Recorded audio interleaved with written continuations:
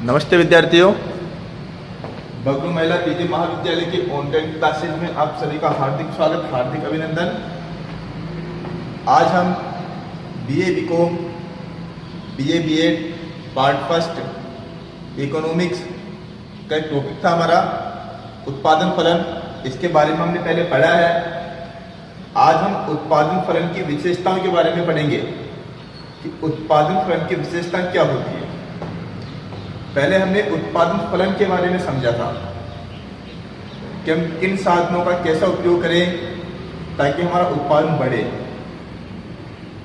उत्पादन के साधन तथा उत्पादन, इन दोनों में संबंध जो होता है, उस संबंध जो दर्शाया जाता है उसे हम उत्पादन फलन कहते हैं। तो ये हमने पिछले वाले वीडियो में हम पढ़ चुके हैं। इस वीडियो में आप जो पढ़ने वाले विद्यार्थियों वो पढ़ने वाले हैं उत्पादन फलन की विशेषताओं के बारे में पढ़ने वाले हैं कि उत्पादन फलन की विशेषताएं कौन कौन सी है। ठीक है, तो चलिए विद्यार्थियों हम पढ़ते हैं। उत्पादन फलन जो है, इसकी जो पहली विशेषता है, पहली विशेषता विद्यार्थियों इसकी भौतिक मात्रा से संबंध। हमने ये पहले पढ़ा है कि उत्पादन फलन जो है उत्पादन के साधन तथा उत्पादन अर्थात प्रोडक्शन, इन दोनों के मध्य जो संबंध पाया जाता है, संबंध को बता रहा है। तो अर्थात अगर आप किसी उत्पादन के साधन को बढ़ाते हो, घटाते हो या उसका प्रतिस्थापन कर देते हो, तो आपके उत्पादन पे वास्तव में क्या फर्क पड़ने वाला है, इसे हम कहते हैं उत्पादन फलन। इसकी पहली विशेषता ये बताइए कि भौतिक मात्रा से संबंध, अर्थात आप किसी उत्पादन के साधन को परिवर्तित करते हो या प्रतिस्थापित करते हो तो भौतिक रूप से आपके उत्पादन पर क्या फर्क पड़ने वाला है। आपका उत्पादन बढ़ेगा या घटेगा, कौन सा संसाधन आपके लिए सस्ता पड़ रहा है, वो उत्पादन भी ठीक हो रहा है, यह उत्पादन के संसाधनों पर डिपेंड करता है। तो उत्पादन फलन जो होगा वो भौतिक रूप से उत्पादन की मात्रा जो होगी उस मात्रा को प्रदर्शित करेगा। कि अगर हम विभिन्न उत्पादन के साधनों का प्रयोग करते हैं, अगर हम अन्य किसी उत्पादन के साधनों का प्रयोग करते हैं, तो वो जो उत्पादन के साधन जो है उनका उपयोग करने से हमारे उत्पादन में क्या फर्क पड़ने वाला है, इस चीज को हम पढ़ते हैं, इस चीज को हम समझते हैं उत्पादन फलन के अंतर्गत। दूसरा इसका जो विशेषता विद्यार्थी वो है मूल्य का समावेश नहीं। देखिए विद्यार्थियों, ये बात सही है कि मूल्य के बिना, किसी वस्तु के मूल्य के बिना हम उत्पादन का निर्णय ले ही नहीं सकते। परंतु कोई वस्तु बनने के बाद में वस्तु का मूल्य जो है वो डिसाइड होता है, वो निर्धारित होता है। यहाँ पर बात केवल कितनी हो रही है कि हम किन किन संसाधनों का उपयोग करें जिससे हमारा उत्पादन बढ़ गया घटेगा। इसमें मूल्य का कोई लेना देना नहीं है। ये उत्पादन के साधन तथा प्रोडक्शन, इन दोनों के बीच का संबंध है केवल। मूल्य तो बात की आगे की कड़ी है, लागत आगे की कड़ी है। हमें केवल इतना ध्यान रखना है उत्पादन फलन के अंतर्गत हम किन किन साधनों का प्रयोग करें जिससे कि हमारा उत्पादन बढ़े या स्थिर रहे, वो कम नहीं होना चाहिए और आपकी लागतें वो भी नहीं बढ़नी चाहिए। अगर पूंजी अगर महंगी है तब श्रम का उपयोग ज़्यादा कर लो, श्रम अगर महंगा है तो आप पूंजी मशीनों का उपयोग ज़्यादा कर लो, विभिन्न संसाधनों का उपयोग ज़्यादा कर लो ताकि आपकी लागत कम हो और प्रोडक्शन या तो बढ़े या स्थिर रहे वहाँ पर। इस प्रकार का संबंध जो होगा वो कहलाता है उत्पादन फलन। अब यहाँ पर दूसरा पॉइंट हमने ये पढ़ा है कि मूल्य का समावेश नहीं। किसी वस्तु का निर्माण होने के बाद में उसका मूल्य डिसाइड होता है, लेकिन यहाँ पर क्या है, हम उत्पादन के साधन और उत्पादन पे क्या फर्क पड़ रहा है, केवल इनके बीच में संबंध को बता रहे हैं। तो उसमें मूल्य की आवश्यकता कहाँ पड़ रही है, तो बात का विषय है। ठीक है विद्यार्थियों, ये उत्पादन फलन की दूसरी विशेषता है। अब तीसरी विशेषता पढ़ते हैं विद्यार्थियों, दी हुई तकनीक। दी हुई तकनीक का मतलब होता है विद्यार्थियों कि उत्पादन फलन के बारे में हमने पढ़ा है, अच्छी तरह से पढ़ा है कि उत्पादन के साधन और उत्पादन में क्या संबंध है, लेकिन ये संबंध केवल दी हुई तकनीक पर होना चाहिए।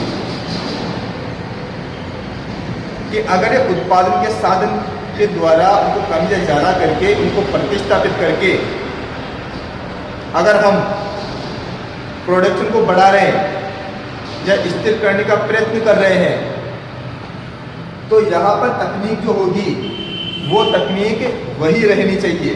तकनीक में हम कोई परिवर्तन नहीं करेंगे। अगर आपने तकनीक में परिवर्तन कर दिया है तो एक प्रकार से देखा जाए तो आपने उत्पादन के संसाधनों में परिवर्तन कर दिया है। हमें परिवर्तन नहीं करना, प्रतिस्थापित करना है। ठीक है विद्यार्थियों, अगर आप उत्पादन के संसाधनों को प्रतिस्थापित करते हो तो आपके उत्पादन पे क्या फर्क है या इफेक्ट पड़ने वाला है। तो यहाँ पर बात आती है तकनीक की। अगर तकनीक को आप पूरी तकनीक को ही परिवर्तित कर देते हो, अगर हम पूरी तकनीक को ही परिवर्तित कर देंगे तो सीधी सी बात है उत्पादन तथा साधन दोनों में पूर्ण रूप से परिवर्तन हो जाएगा, तो फिर उत्पादन फलन थोड़ी कहलाएगा। ठीक है विद्यार्थियों। चौथा है विद्यार्थियों हमारे पास विशेष समय अवधि। किसी भी कार्य को करने के लिए एक निश्चित समय अवधि होना आवश्यक है। उसी निश्चित समय अवधि के अंतर्गत हम किसी भी चीज का या किसी भी उत्पादन का आकलन कर सकते हैं। हम ये कह सकते हैं, अगर हम निश्चित समय अवधि की बात करें तो हम ये कह सकते हैं कि एक साल के अंतर्गत मेरी कंपनी ने 10 करोड़ रुपए कमाए। तो हमने एक साल एक निश्चित ले लिया है। अगर ये एक साल हम निश्चित नहीं करते और हम कहते हाँ कि हमने 10 करोड़ रुपए कमाए, तो कौन से 10 करोड़, कैसे 10 करोड़, कौन से समय में कमाए, तो ये प्रश्न चिन्ह हो जाता हमारे लिए। तो किसी भी कार्य को पूर्ण करने के लिए क्या होना जरूरी है, समय अवधि का होना जरूरी है। ठीक है विद्यार्थियों, समय अवधि का होना आवश्यक है। तो एक निश्चित समय के अंदर अगर आप उत्पादन के विभिन्न संसाधनों में परिवर्तित करते हो अर्थात प्रतिस्थापित करते हो उनको, तो आपको उत्पादन पर क्या फर्क देखने को मिलता है, इसे उत्पादन फलन कहेंगे। इसकी चौथी विशेषता है। इसकी पांचवी विशेषता कह रही है विद्यार्थियों साधनों का प्रतिस्थापन। हमने पहले भी पढ़ लिया है कि पहले वाले वीडियो में पढ़ा है कि जब एक संसाधन के स्थान पर आप दूसरे संसाधन का उपयोग करते हो तो आपका उत्पादन पे क्या फर्क पड़ता है। इन दोनों में संबंध जो होगा उस संबंध को तो उत्पादन फलन कहेंगे। तो उत्पादन फलन की सबसे बड़ी विशेषता क्या होती है विद्यार्थियों, प्रतिस्थापन। उत्पादन के विभिन्न साधनों को क्या करेंगे, हम प्रतिस्थापन करेंगे, वो देखेंगे, नोट करेंगे कि अगर संसाधन एक का उपयोग करते हैं तो हमारी 10 इकाइयाँ बढ़ती है या घटती है, इकाइयों में क्या फर्क पड़ता है, और संसाधन 2 का उपयोग करते हैं हमारी लागत या संसाधनों में क्या फर्क पड़ता है, और यहाँ पर भी लागत और संसाधनों में क्या फर्क पड़ता है। ये संसाधनों को प्रतिस्थापित करोगे तब आपको पता चलेगा। तो इसकी सबसे बड़ी विशेषता, पूरा टॉपिक ही किस पे टिका हुआ है, संसाधनों का प्रतिस्थापन करना ही उत्पादन फलन कहलाएगा। क्योंकि संसाधनों का प्रतिस्थापित करोगे तभी तो आपको उत्पादन में क्या फर्क पड़ेगा वो निकल के आएगा। संसाधनों को कम कर देते हो उत्पादन कम हो जाएगा, संसाधनों को बढ़ा देते हो उत्पादन के खर्च तक बढ़ जाएगा। तो दोनों में संबंध पाया जा रहा है ना, इसी संबंध को उत्पादन फलन कहते हैं। तो यह जो पांचवा पॉइंट है विद्यार्थी, विशेष रूप से इस पूरे चैप्टर का टॉपिक का सबसे बड़ा पॉइंट है, साधनों का या संसाधनों का प्रतिस्थापन करना। अगला विद्यार्थियों हमारे पास अल्पकाल में स्थिर साधन देखेंगे। एक बार आपने 12th क्लास में पढ़ा होगा, पैमाने का प्रतिफल पढ़ा होगा आपने, जो दीर्घकाल में लगता था। परिवर्तनशील अनुपातों का नियम आपने पढ़ा होगा। तो यहाँ पर वही चीज है, अल्पकाल में होती है। पहले एक बार इसको समझ लेते हैं कि उत्पादन के संसाधन जो होंगे वो 2 प्रकार के होते हैं, एक तो स्थिर और एक परिवर्तनशील। एक तो स्थिर संसाधन होंगे और एक होंगे परिवर्तनशील संसाधन।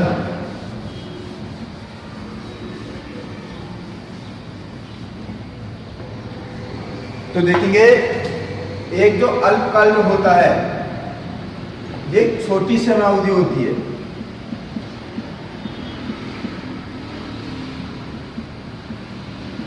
अल्पकाल जो होगी एक छोटी समयावधि होगी। तो क्या इस छोटी समयावधि में हम संपूर्ण साधनों को चेंज कर सकते हैं क्या? क्या एक छोटी समयावधि में आप बिल्डिंग नहीं बना सकते हो क्या? विभिन्न गाड़ियां नहीं खरीद सकते हो क्या? क्या बिल्डिंग जमीन ले सकते हो क्या? क्या उत्पादन के सभी संसाधनों को आप परिवर्तित कर सकते हो क्या? समय कम है तो हम नहीं कर सकते, परंतु अगर समय आपके पास ज्यादा होता तो हम क्या कर सकते थे? संसाधनों को, जो विभिन्न उत्पादन के संसाधन हैं, उनको हम परिवर्तित कर सकते थे। तो दीर्घकाल होता तो हम परिवर्तित कर लेते, लेकिन हमारे पास क्या विद्यार्थियों अल्पकाल है। तो अल्पकाल में हम सभी संसाधनों को परिवर्तित नहीं कर सकते हैं। तो इसलिए हम क्या करेंगे कि जो भी उत्पादन के संसाधन जो हैं जिनको हम अल्पकाल में परिवर्तित कर सकते हैं उनका परिवर्तन करना है, उनको प्रतिस्थापित करना है। ठीक है, जो स्थिर साधन है उनको हम परिवर्तित नहीं करेंगे। जो परिवर्तनशील संसाधन है जिनको हम अल्पकाल में परिवर्तित कर सकते हैं। अब मैं कहूँ अल्पकाल में आप बिल्डिंग बना लो, क्या बना सकते हैं हम? कंपनी के बहुत बड़ी बिल्डिंग होती है, क्या बना सकते हैं? क्या नहीं बना सकते ना? इसको आप रहने दो, इस संसाधन को हमें नहीं छेड़ना है। अगर मैं ये कहूँ कि आप 10 श्रमिक बाहर से और बुला लो तो बुला सकते हैं, इसको हम परिवर्तित कर सकते हैं। तो कहने का तात्पर्य इतना सा है कि उत्पादन फलन में जब हम किसी प्रकार के संसाधनों को प्रतिस्थापित करते हैं तो अल्पकाल में हम केवल उन्हीं संसाधनों को प्रतिस्थापित करेंगे जो अल्पकाल में परिवर्तनशील होंगे, जिनको हम प्रतिस्थापित कर सकते हैं। जो बड़े प्रकार के संसाधन होंगे जिनमें समय ज्यादा लगता है, हम उनको परिवर्तित नहीं कर पाएंगे। ठीक है विद्यार्थियों, ये उत्पादन फलन की विशेषता है, लेकिन ये विशेषता केवल अल्पकाल में ही लागू होती है। दीर्घकाल का विषय अलग आ जाता है। देखेंगे विद्यार्थियों दीर्घकाल में क्या होगा। 7वां पॉइंट है हमारा दीर्घकाल। दीर्घकाल में हमें एक विशेष चीज देखने को मिलती है। क्या मिलती है विद्यार्थियों? दीर्घकाल जो होगा वो क्या होगा? एक बड़ी समयावधि होगी। दीर्घकाल क्या होगा? एक बड़ी समयावधि होती है। इस बड़ी समयावधि के अंतर्गत हम परिवर्तनशील जो संसाधन होंगे उनको भी परिवर्तित कर सकते हैं और स्थिर संसाधन जो होंगे उनको भी हम परिवर्तित कर सकते हैं। अर्थात दीर्घकाल जो होगा एक बड़ी समयावधि होगी। इसमें आप उत्पादन के सभी प्रकार के संसाधनों को प्रतिस्थापित कर सकते हो और अपने उत्पादन को बढ़ा सकते हो। जस्ट हमने अल्पकाल पढ़ा है, जस्ट उसका उल्टा है। यहाँ पर तो केवल परिवर्तनशील संसाधन जो होंगे अल्पकाल में उन्हीं को चेंज कर सकते थे। यहाँ पर हम संपूर्ण संसाधनों को भी परिवर्तित कर सकते हैं। क्यों कर सकते हैं? क्योंकि यहाँ पर हमारे पास क्या है विद्यार्थियों? दीर्घकाल है, अर्थात एक अधिक समयावधि है, लंबी समयावधि है, एक बड़ी समयावधि है हमारे पास। ठीक है विद्यार्थियों, तो ये हमने आज जो पढ़ा है उत्पादन फलन की विशेषताएं पढ़ी है। तो कुल मिला के इसमें 8 विशेषताएं हैं। 8वीं विशेषता मैंने लिखी नहीं है। 8वीं विशेषता जो इसका सारांश लिखा हुआ है। सारांश के अंदर केवल इतना सा लिखा हुआ है कि उत्पादन के संसाधनों को आप बढ़ाते या घटाते हो या प्रौद्योगिकी को बढ़ाते घटाते हो तो आपके उत्पादन पर क्या फर्क पड़ता है। ठीक है, तो इस प्रकार से उत्पादन फलन की ये हमारे पास जो है हमने 7 पॉइंट लिए हैं और 7 को हमने एक्सप्लेन किया है।